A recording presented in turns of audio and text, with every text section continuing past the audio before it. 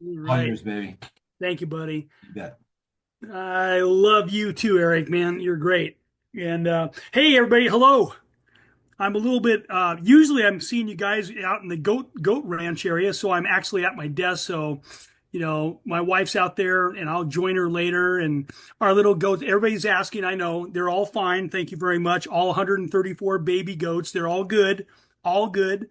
But, hey, we're going to have an interesting conversation tonight. I thought about this. I was praying about it, and I think I know how important it is for me, and I'm going to try to walk through some of these chapters, some of these experiences from my own perspective. Okay, and I want to start out just briefly. First of all, Pat, I'm a recovered alcoholic, and I'm glad to be here. A lot of you guys are friends. I know a lot of you guys, and it's so good to see you. And Eric, I love this meeting. And I think what you're doing, what Derek, and what all you guys. And where's Mary? Is Mary there? Where's Derek? Where's your wife? Where is she? There she is. There's Mary. You guys are incredible because it's a big commitment. And so thank you, thank you, thank you. So crawling in here is a better example. God struck me sober on July the 9th, 2002. And by that time, in here. It was not a joking manner. It wasn't casual. I was literally doing everything in my power to not pick up the drink on a daily basis, and I could not pull it off. I destroyed two marriages. My three children didn't want anything ever to do with me again. My business partners kicked me out of the company. It was a mess. Doctors are telling me if you keep on doing what you're doing, you're going to die. It would. I had snakes crawling out of my skin. A lot of us had that experience. And it's not the depth of the problems I had out there. The only thing I want to emphasize is I couldn't stop picking up the first drink. I had no way to do it. I also was praying to God during those 11 years from time to time. And the prayer sort of went like this: God, stop me from doing this. God, you got to do something. God, where are you? Why won't you fix this? And it was sort of that kind of repetitive 11-year statement. And so by the time I came in here, probably the last 3 years before I got in here, I had given up completely on God. I didn't want God. If anything, I was angry about God. And if anybody brought up God in a meeting, I wasn't down for it. And it was probably two or three meetings into, maybe four meetings into Alcoholics Anonymous, that I was able to look up on the wall and see the 12 steps. And my eyes glanced across that third step where it mentions God prominently. And I go, in my heart, I remember thinking this out loud or in my head, my heart sank because I go, if the answer of Alcoholics Anonymous is God, then I'm dead. I'm never going to make it. I am never going to recover. This is not going to happen. This is not going to work for me. Because in my mind, I had tried everything there was to try to get to God, and God was not answering the call. God was away from the job. God was not available. And that's literally how I felt. And so when people would start to talk to me about God, it wasn't quite like a snake, but it was like, you guys ever see that movie, The Exorcist, with Reagan? Spits the green soup, spins around in a circle. Maybe I'm too old and you guys don't know what I'm talking about. Anyway, I was not neutral. And I'll tell you what, I was sort of spitting bullets at people when they start to mention God because I go, you know what? You don't even talk about your God experience. It's not real. It doesn't work. It's not powerful. Forget it. Don't want to hear about it. Come on. Intellectually, you've got to have a better solution than that. Because I didn't even know it at the time, but the God that I was worshiping, and by the way, we all worship God. Okay. It's whether the God that we worship, I was worshiping a God that I was calling out for favors like a cosmic bellhop, that he was supposed to come, front and center when I call him up and say, "Hey God, I need some help right now. Would you please help me?" And if the more I understand about God, that's not really how he rolls. Does that mean that he doesn't answer my desperate prayers? Yeah, he does. But the way that I position with God is he wants relationship with me. It's sort of like with my wife. If I start demanding, "Hey, Karen, get over here. I want to see you. Come on. You better leave from work. You better get over here." It's probably not going to go well for very long if I start treating my wife like that. We want this common respect. We want this common stuff. And so I'm reading through. So I got that kind of an attitude. And by the time I get to my third sponsor in AA, in my first 3 months, that's right, third sponsor in the first 3 months, my first sponsor was drunk trying to take me through the work because I had picked out my first sponsor and he was on the down low hiding, but he was actually actively drinking, and he would be recovering from a bender and meeting me at 6:30, 7 o'clock in the morning on Tuesdays. And I couldn't understand why he was always so grumpy. But he was trying to hide out, be a sponsor, and actively drink. I don't even know how to pull that one. I have no clue how that must have felt for him. And then my second sponsor was a guy that was a hockey player back in the era where they didn't wear a hat, masks, or helmets, and he was the goalie. And I think he got hit one too many times by the puck. And Buddy was wonderful. He taught me 12-step calls, and we went on 12-step calls all the time. Every night we were going somewhere with K-roll syrup, orange juice, and a shot, and we were sobering up somebody or getting somebody off the DT, straightening them out just for a little bit to get them over to the hospital or the treatment center. And that was a normal experience for me, and I treasure what Buddy did. But in those first 3 months, and I actually kept doing that with Buddy for about a year, but during the first 3 months, I was getting worse, not better. I'm sober and I'm getting worse. I'm not getting better. I'm getting more homicidal. I'm getting more suicidal, and I don't know what's wrong. And I'm getting panicky inside because I'm going, God, I can't hold this together. And I'm not really talking to God. I'm just sort of yelling out God, not to any God, just whatever. I knew that I was on borrowed time, and I was 90 days sober. That was as long as I've been sober in the last 11 years and probably the better part of 20 years of my life. And I knew it was on borrowed time. And I knew that if I went back to the drink, most likely I'm going to die. Times, and somehow we dust ourselves off and keep coming back for more. We may waddle a little bit slower, but we always come back for more. So I didn't want to live that active alcoholic death, and I just didn't know what to do. And I'm watching this one guy get better. And so I ended up talking to him and I said, "Hey, who's your sponsor?" And he wouldn't tell me who his sponsor was. So, because he thought, "Pat, you're going to dominate my sponsor's time and I don't want you to do that." And so the bottom line, I followed him around and I found out who his sponsor was. His name was Bill T. And I said, "Bill, I need you." And that was a big thing for me to say back in the day. And I said, "I think I'm going to die if I don't get some help, and I don't know what's wrong with me. And I'm sober. I'm 90 days sober and I'm getting worse. I'm not getting better. And I don't know what's wrong. I have no clue. But I'm listening to Aaron, your sponsee, in the meetings, and he's getting better. And whatever you're doing with Aaron, I want you to do it with me." And he looked at me, and he was a parole agent, parole officer by training.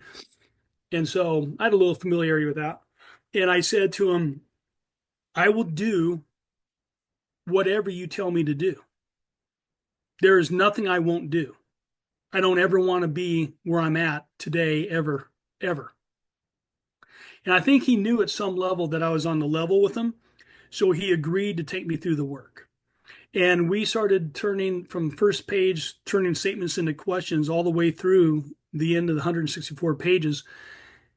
And what I discovered is in the very first meeting, he said, "Tell me about your relationship with God." Now, this wasn't meeting number 2, number 3, number 4. He wasn't trying to slide God in on the down low. He just straight up asked me, "Tell me about your relationship with God."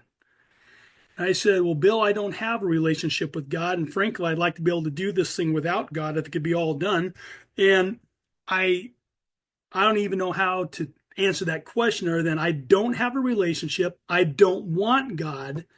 And can we do these 12 steps without God?" That's how I started the meeting with him, because I told him I was going to be honest, and I was. And he said, "Well, number one, no, you cannot do this program without God. It's not a people-centered program. It's not a self-help program. It's a God-help program. It's a God takeover program. Number two, it's okay if you don't have a relationship with God because God has a relationship with you. And number three, we're going to find out about your relationship, and God's going to show up in your life." And somehow the way he said it, he didn't cower. He didn't apologize. He just told me straight up, which is it? So we start into the deal and we get into Bill's story. I'm going to fast track here, but we get into Bill's story on page 10. And Bill's saying, and my sponsor's asking me, listen, I want you to listen to some of the words that Bill is describing his current unrecovered status with God. I want you to hear the words that he's using. I said, okay. And so Bill, my sponsor, is reading to me, and we get down there in about the second to last paragraph of page 10, and he said, middle of that paragraph says, my intellectual heroes, the chemists, the astronomers, and even the evolutionists, suggested vast laws and forces at work. Pat, how do you feel about that? Can you get along with that definition so far? And I said, yeah, I'd agree if there's some laws going on. I've had chemistry, I've had astronomy. Yeah, I see a rhythm going on. Yeah, I see that going on. He said, despite contrary indications, I had little doubt that a mighty purpose and rhythm underlay all. Pat, how do you deal with that? It seems like there's some cycles. It seems like there's some normal stuff that continues to go on. Yeah, I could get along with that. Yeah, I'm okay with that. How could there be so much precise and immutable law and no intelligence? So you agree that there's precise, immutable law. You agree that this stuff's going on. Do you think it happened in the vacuum?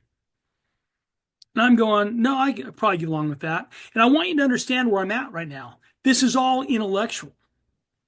It's just all intellectual stuff. It's just, frankly, it's a little bit boring. It's not really the meat of the matter. And so then he starts to turn the corner. He says this, I simply had to believe in the spirit of the universe. How do you feel about that term for God? I'm all right with that. Spirit of the universe sounds pretty down. That's okay. He's not going to harm me. I'm not going to harm him. Good. Spirit of the universe, you go do your thing. I'll do my thing.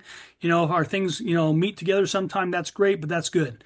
No commitment, no expectation, no responsibility, no obedience, no check-ins. Yeah, spirit of the universe, that works. That's good. Who knew neither time nor limitation. But that's as far as I had ever gotten. That's as far as I got. So, Pat, where are you? Are you okay with that so far? I said, yeah. He said, you're probably going to have problems with this next paragraph. He said, ministers in the world's religions, I parted right there when they talked of a God personal to me. Pat, how do you feel about God being deeply personal and actually intimate with you? No, thank you. How about a God who is all loving? Apologies. Well, Billy, now you're starting to make me uncomfortable because you went from the spirit of the universe, you went from this vast laws and forces and everything's kumbaya, and now you're starting to tell me that this God experience that you want me to have is a God that is deeply personal to me, which, by the way, I've tried and I couldn't get there. That this God is a God of love. Bill, do you know the history of my family? Do you know the history of the abuse? You can't be telling me there's a God of love out there. A God of superhuman strength? I've never seen superhuman strength coming my way. So no, I'm not down with that either. And how about direction? I've been asking for direction all my life. I never got any. So he said, good to know. That's where you're at. And so does anybody ever felt that? I just want to see if I got any commonality here. Okay. This personal, intimate, loving, powerful, directing relationship with God is the God that the big book of Alcoholics Anonymous is saying is available to me. That's amazing. And then it goes into some more stuff about who this God might be. And then finally, on page 12, Bill says, on the next page, he says, when the thought on the top paragraph, when the thought was expressed that there might be a God personal to me, the feeling of irritation, if you will, prejudice was intensified. Back on page 10, when they suggested this love, superhuman strength, and direction, I became irritated. My mind snapped shut with such a theory. Okay. I know I'm going into a lot of detail here. I know that we're talking a lot in the big book in these couple pages, but I just want to take you where we're going. All right. So on page 12, Bill says, I'm not down with this God personal to me. I get more, I get more upset. I get more intensely upset about that. I didn't like the idea. Here's the idea that I'll go with. God's a creative intelligent. God's an universal mind. God's a spirit of nature. But man, do not talk to me about a God, Ebby, that you're following that's like a czar of the heavens. I don't want a ruler over my life, and I don't care how loving his sway, SWAY, may be. Sway is a fancy word. It just simply means rule, rulership. God has rulership over Pat. I'm not down with anybody ruling. Reaction is a four-letter, conversation at some level. I mean, it's just something rebellious sitting in me, and I don't know what it is. So that's the backdrop of who Bill was taking us in. And then Ebby said this most amazing thing. He says, I'm feeling this resistance. And Ebby says, Bill, you don't have to be resistance to me. I'm not trying to preach at you. I'm just simply telling you that the God that saved me is personal. He's powerful. He loves me. He's intimate, and he gives me direction. And yes, I have to obey. Yes, I have to follow his directions. And Bill, it's worth it. Bill's considering what Ebby's saying, and Ebby says, my friend suggested that when it seemed a novel idea. He said, Bill, why don't you choose your own conception of God? Not mine, yours. That statement hit me hard. It melted the icy intellectual mountain in whose shadow I had lived and shivered for years. And here's the thought behind that. Bill's current idea of God was of no use to him. Have you ever gotten to that place in your God relationship where it just isn't working? That the relationship or the belief that you have isn't enough. It's not going somewhere. That was what I was facing in my own life. It just wasn't working. I couldn't figure out why it wasn't working, but I was clear it wasn't working. And the steps are what are going to take me from a raw, overly sensitive, prejudicial, antagonistic, rebellious attitude about the God who's going to save me into a relationship where I'm thanking God from the bottom of my heart on a daily basis, saying, God, I can't believe how wonderful you are. What are we doing today? I cannot wait to see what you're about. Will you please include me? Will you take me with you? Where are we going? That's a long way from where I was. The icy intellectual mountain that Bill was experiencing was this intellectualism of God. Have you ever been to the meetings where somebody's 20, 30, 40 years sober and they say, I do not know any more about God than the day I walked in? I've heard that. I don't think, humbly and with respect, I don't think that's a message that the big book is trying to promote. I think the big book's trying to say to Pat, I want you to grow in your relationship with God to become more effective, to be more understanding lives. You're going to be able to reach people because you're going to get God understanding about situations which you could never hold on to. That was not in your repertoire. You're going to get God inspiration where you just need a fresh breath of God. You're going to get God intuition where you had no idea how to solve what was going on. The problems were too big, too complicated, too much. And God's going to show you a path where there's no path, a solution where none exists.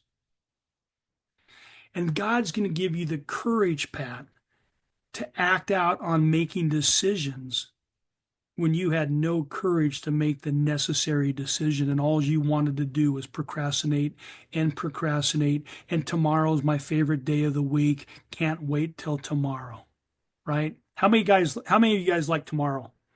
Still, I think roughly it's still my favorite day of the week. There's 8 days and tomorrow's my favorite. It really is.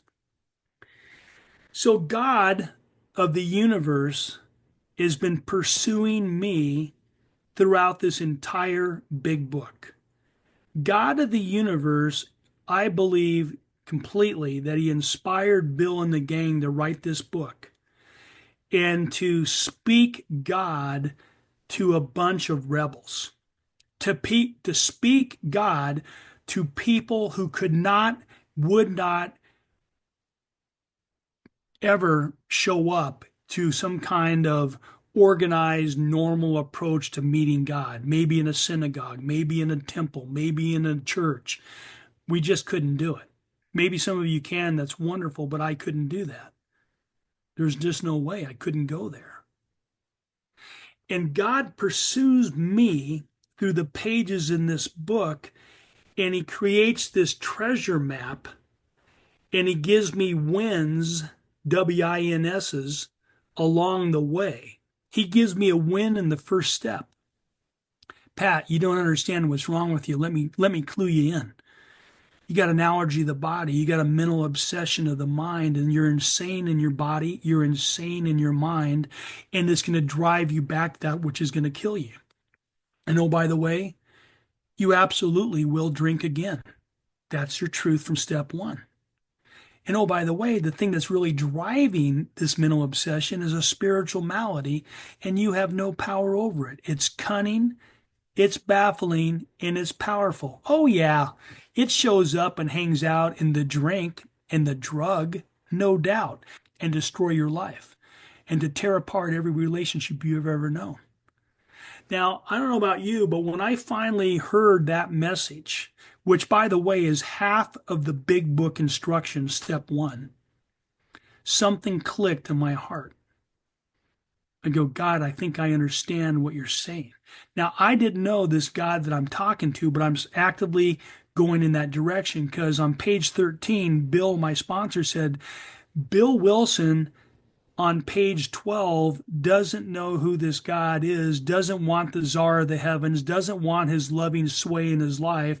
And by page 13, he's saying, I am nothing apart from God. I can do nothing apart from God. It's not that Bill is a nothing. Bill is a masterpiece designed and created by God, his creator, just like each one of us on this call are. You are designed specifically, intricately, intimately by God. Nothing in you is a mistake. Your intellectual wattage, your personality, our emotional state, who we are, how we show up in crowds, how we show up alone, that unique footprint of who we are, that unique fingerprint, that DNA of who we are is a masterstroke by God. But he says to Pat, you're trying to run on Pat juice and you were designed to run on God juice. Get to the juice. And Bill got to the juice on page 13. Bill in the top paragraph said he turns his life. He said, I humbly offered myself to God. He uses God there. He'd never used God as a formal expression for himself. As I then understood him, capital H, and to do with me as he, capital H, would. The capitals are another word for God. I place myself unreservedly. He abandoned himself to God. That's a pretty big decision. That's an all or none decision. That's not a take it back kind of decision. That's a one-way decision. You go, you don't come back. That's it. Unreservedly under his care and direction. He uses intimacy and hope for the adjectives associated with it. Care. This God that I'm going to is loving. This God that I'm going to is intimate. This God that I'm going to is somebody that knows me. I trust him. And direction. This life. He's going to give me direction. And then he says, for the first time, I admitted to myself that I'm nothing without him. I was lost. Is that a big answer? I mean, guys, let's admit it. I don't ever like to ask for help on directions. I'll figure it out. Women seem to be able to do that a little bit better. But at the end of the day, we all need direction. Will I ask for it? I ruthlessly face my sins. He uses the word sins there. Sins is my open rebellion against God. I'm going to be God. I'm not letting God be God in my life. I'm going to be God in my life because it works out so well. Just look at how great my life is working.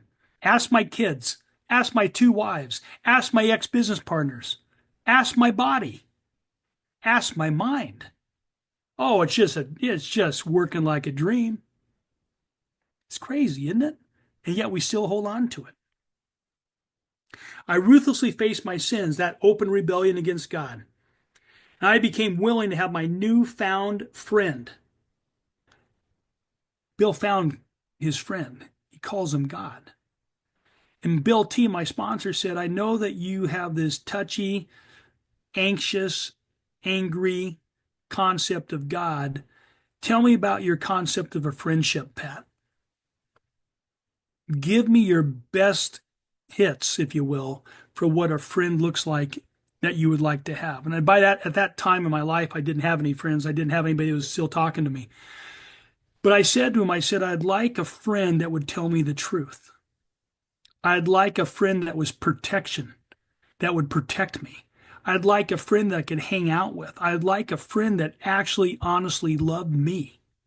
Not because of what I could do for him, but they actually loved me. Not for taking from me, but giving to me. I'd like a friend that wanted to be around me. People didn't want to be around me anymore. No one wanted to be around me. And so I'm starting to go into this place where I start to form up a friendship. And then he says, I faced my sins. I became willing for my newfound friend, not me, to take away the root and branch of what? Of my sins, of my rebelliousness, of the stuff that was killing my life and killing my relationships, was killing my career, was killing everything worthwhile in my life. Page 18, alcoholic illness inventory. Page 52, the bedevilments. Everything that was designed to kill me, God wants to take away. And he says, Pat, do not work on your defects of character. You don't have the power on them. I'm going to work on my selfishness today. I'm going to work on my being honest today. I'm going to work on not being a gossip today. I'm going to work on, whatever it is today. And one of the guys who's dead and gone now, but a guy named Dan S., he used to say, it's like working on my defects is like playing whack-a-mole. One head pops up, I whack it down, another head pops up. Okay, I just get control of telling the truth, and then I forget about being loving and kind and tolerant. Oh, I could tell the truth today, baby. That's not my problem. My problem today is I want to dominate somebody with my truth. My problem today is I want to put that person in their proper box. God, step aside. I know what we need to do here. I've got this figured out. And God's just going, ugh. He's just looking at me like, Pat, I love you, but how many times we have to go down this road? You're not God, I am. Step aside, son. I love you. Now get behind me. Watch what I could do. When I'm in charge, I create grace and mercy and love and forgiveness and care and openness and vulnerability, affection and service to others. That's what I'm about. And I could do it humbly, and I could do it without even taking on attention. A lot of times God works in our lives before he ever even identifies that he's working in our lives. We just have a stroke of good fortune. We just have something that goes well for us. We just have a new thought that comes into our minds. We didn't design the thought. God gave us the thought. And it's only later, weeks, months, years, that I go, God, that was you, wasn't it? That was you who gave me that thought. How in the world did you know I needed it then? Pat, did we forget ownership manual, page 12? I made you, I created you, I know the numbers of hair on your head, which by the way are easier to count now, Pat, since they're all falling out. But the bottom line is, God knows us. And the scariest thing in my life is to be known by somebody. I don't want to be known by you. I'm scared to death of you knowing me because I know what's inside of me. I know that I can't pull off being happy, joyous, and free on my own power. I know that give me half a chance and I'll be judgmental, resentful, critical, and nasty and jealous and envious and prideful and all the things that I don't ever want to be and I try to hide from. And I want to be Mr. Spiritual stage character. I want you guys to buy this the name and the image that I'm trying to show you. And I'm scared to death that you're going to see who I really am. See, I don't want to be known. There's nothing that you can do that can separate you from my love. I'm in love with you, Pat. You wake up in the morning, I'm sitting at the foot of your bed saying, "Come on, I love you. Let's get going. Will you spend some time with me? I just want you to experience my love. Will you just get refilled up with my spirit? Will you just get refilled up with my presence? Will you just get, not that his presence goes away at night, that's not it. It's just me becoming conscious again of the God of my understanding being there and loving me up." Now, folks, what I'm telling you today is straight out of the big book. I'm not making this stuff up. I'm not inventing one religion. I'm not trying to proselytize. I'm not trying to preach at anybody. I'm telling you, this is the message out of the big book. Isn't step 5 about being known? Straight up. I'm going to tell people the truth about me. I'm going to tell it to another human being. I'm going to tell it to God. And I'm going to find out that the mercies and grace and love of God gets transported to me through my sponsor who listens with grace and love and care to my 5th step and doesn't judge me. And says, "I am here for you, bro. I get it. Let me tell you a few of my own. You have shameful events. Let me tell you a few of my shameful events." And God accepts me. And God loves me. And God accepts you. And God loves you. You're not a mistake. You mean God could forgive me for this? Of course he could forgive you, Pat. He went to the ends of the universe to show you how deep his forgiveness goes. Why do I talk about forgiveness? Can you talk about step 9 without forgiveness? Can you talk about step 6 and 7 without forgiveness? It doesn't exist. Preparation in step 8, I have to be willing to go to a person with a helpful and forgiving spirit. It tells me that on page 77. I'm not inventing stuff out of the big book. I'm telling you what the big book is saying. And here's the truth. I was so desperate and continue to be so desperate for this affection and this love and this experience of a relationship with God. I will do anything to protect it and to grow in it. And then the miracle of this, God's the one that's actually protecting and growing this relationship, not me. I don't design my spiritual growth.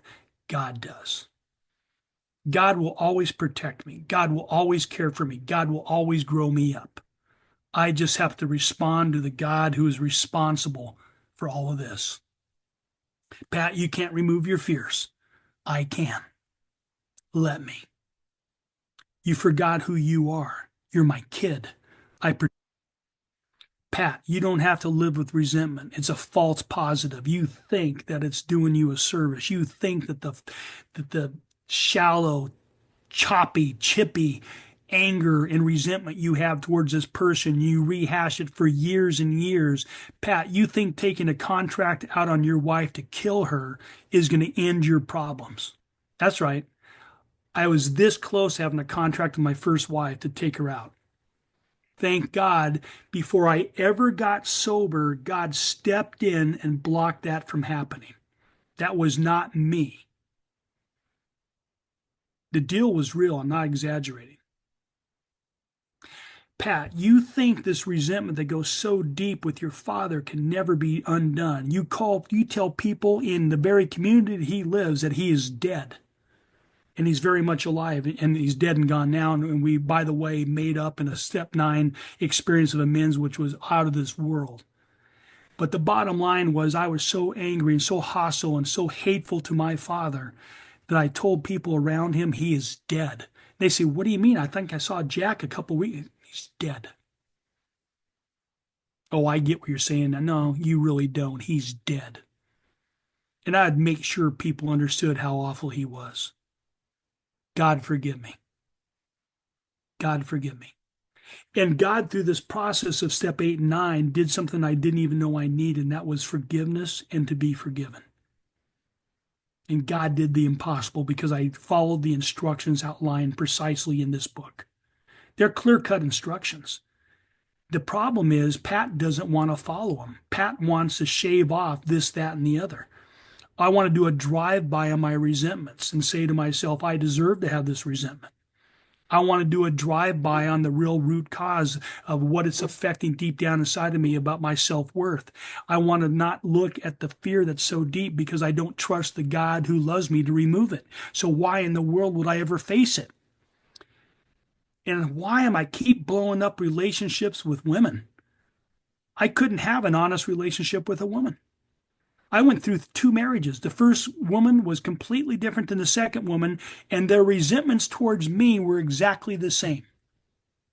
Now that's scary. They had exactly the same resentments against me, and they were completely different women. It's not until I go to God and I say, God, show me the truth, because I'm beginning to believe through experience in step 1, experience in step 2. Folks, I'm sorry to tell you that, but that's not what the big book says. It does not. It says I pick my own conception of God, of my understanding. That's where I started. My relationship with God and my understanding has evolved immensely in the last 20 plus years. But the truth all along, and this is what I say to the people I get to work with as a privilege from God, whoever you are, start with your biggest conception you can possibly muster about who you think God is. Because, see, God has poured the fundamental idea of himself deep down in your heart.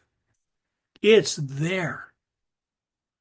And all you need to do is turn and look and let God develop it.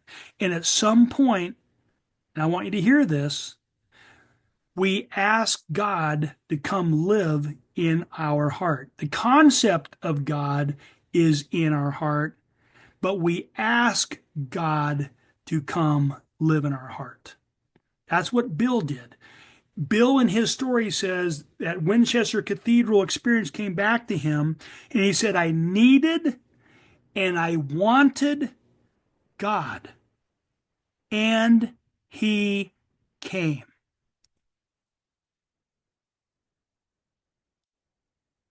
See, the stumbling block that I was facing in my own life is I wanted to use the power of God. I didn't want relationship with God.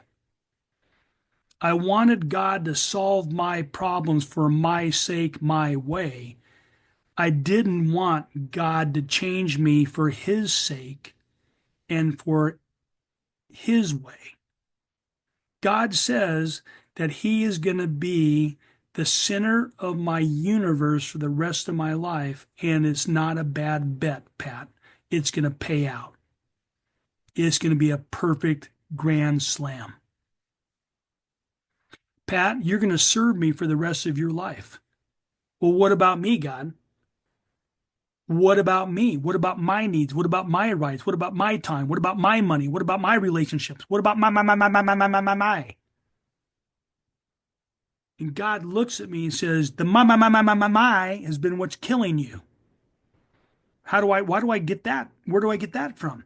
Well, if I turn over to page 14 in Bill's story, by the way, everything we need to know about this book's in the first Bill's story. I mean, if I had to pick 2 chapters, well, now I get Bill's story, top of the page, and 14 says, hey, you know what? Simple but not easy, Pat. A price has to be paid. Wait a minute, I'm over here going spirit of the universe. Now I got my newfound friends and take out the root and branch. Whoa, this is great. And then he goes, yeah, we're going to give you the other side of the coin here just for a second, Pat. A price has to be paid. Oh, yeah, now here's the catch. Now's the catch. All right, lay it on me, Alcoholics Anonymous. You're no different than anybody else. You're always giving it to me, and now you're going to take it back. Pat, it means the destruction of your self-centeredness. Pat, you must turn in all things to the Father of light, who rules, presides means rule. God rules Pat's life now. He rules over us all. And by the way, that's a loving rule. I don't even know how to put that into words. Rulership doesn't seem very loving, but perfect rulership with perfect justice and perfect love trumps everything. Destruction of self-centeredness. How in the world are we going to get out of this self-centeredness? I'm going to abandon myself to the care and protection of God because this disease is too cunning, baffling, and powerful for me. I got to have help. There's only one that has help. One. Page 59. That one is God. Now, Pat, when you're starting out your relationship with me, I don't expect anywhere close to you knowing anything big deal about me. Start where you start. Whatever limited conception you have of me, this is what it tells me in We Agnostics, I could start right there. But start, Pat, with an honest heart, as much honesty as you could bring to the table. Follow me.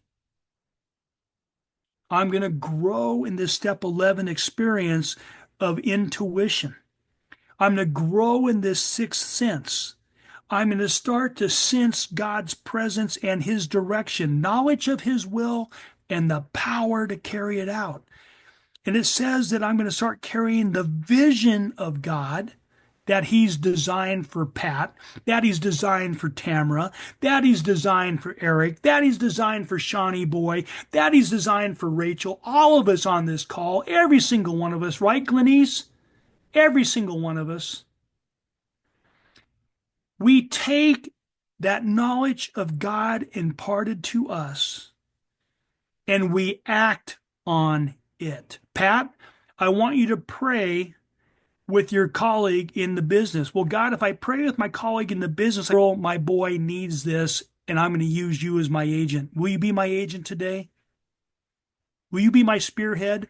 I want to create something that's unbelievable. You won't even believe it, Pat. Just participate with me. Pat, I want you to tell the truth in this situation. I know it's scary, but I want you to tell the truth. It's going to mean the difference between life and death for you. You tell the truth. And a new vulnerability, a new sensibility, a new sense of power, a new sense of direction, and a new sense of love for me is going to happen. You see, I've got to get you to the place where you enjoy serving me for the rest of your life, because it's going to be the center of your life. It's going to mean everything in your life. New concepts, new beliefs, new values. Everything is going to be different. Oh my gosh. The vision. God's our light. We turn to the Father of light. What the heck does that mean? He's going to be a lamp unto our path and a light unto our lamp unto our feet and a light on our path. Lamp on our feet means I get daily direction from God in my two-way prayer. Lamp unto my, or light unto my path means God's taking me somewhere. I have purpose in life. My real purpose is to be of maximum service to God and the people about me. We get to do things for an alcoholic who suffers that no one else can do. And I fall in love with God because God restores me to usefulness. God restores me to real helpfulness to others. God takes away my fear that used to completely own my life. God gives me a quiet joy in my heart no matter what the outside looks like. I can face calamity. I have serenity. These promises start becoming real. An employer, God, you're the boss of my money. It's not even my money, it's your money. What do you want me to do with it? If you were to watch my checkbook and what Karen and I do with it, you'd think we're nuts. You gave that to who for what? I'm not bragging. Believe me, I'm a long way from where I want to be. I want to be outrageously a giver. And there's people on this call that are a lot better givers than I'll ever be. It still scares me to give money away to people because I'm scared to death. I grew up with nothing and I don't ever want to end up with nothing. And it's scary for me. And God says, Pat, whatever you need, I will provide. Don't even think it a second thought. Will you just trust me enough to go all the way all the time? The more you do it, the more you're going to experience. The more you experience, the more you're going to want to do it. The more you do it, the more you experience. It's a heavenly, I'm sorry, No, no need to apologize. You got about 2 minutes. 2 minutes. Thank you. I'll wrap up. You never know where these kind of conversations are going to go, and God always takes it where God wants to take it. And He did no differently tonight. I had all these analytical steps. I was going to take you in this page, and this page, and this page, and this page, and it was all going to be great. And it was going to be so logical that no one could refute what I'm saying. And I go, see, there's the big book. Now you know.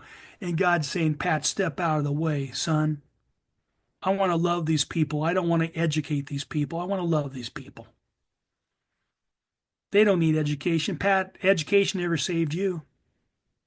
See, I need to have an experience with the big book, not knowledge. I need to trust this second step decision that God is everything or God is nothing, that God is everything, and live it for the rest of my days. That's a permanent decision. I go all in and I don't pull back ever. Step three, God, would you keep on showing me where I'm still trying to wrestle satisfaction and happiness out of life? Because I still believe all these years that I got a way to work it out. Delusions. So, anyway, the truth is God loves us, God develops us, God cares for us, God protects us, God reborns us. I know that's not proper English. I know that. But when I give my life to God and I invite God to come live in my heart, not because I know everything about God, and I'm not going to wait to know everything about God because I'll never know everything about God, but I know a lot about God today. And what I know, I'm sold out. I love you guys. God bless you.